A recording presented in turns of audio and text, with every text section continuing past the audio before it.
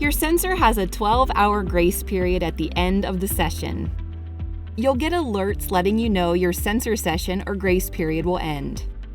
The grace period gives you more time to replace your sensor, so you can do it when it's convenient for you. You can either end your sensor early or wait until it automatically ends. To end the sensor early, go to Connections and tap Sensor. You can either replace sensor if you want to start a new sensor immediately, or stop sensor session if you want to stop the sensor without starting a new one. The other option is to wait until your sensor automatically ends. At this point, the app will tell you it is time to start a new sensor. To remove your sensor, peel off the patch like a bandage.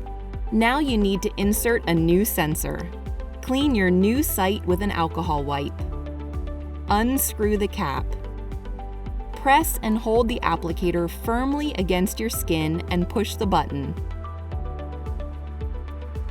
If you need a refresher on sensor insertion, you can review the in-app instructions.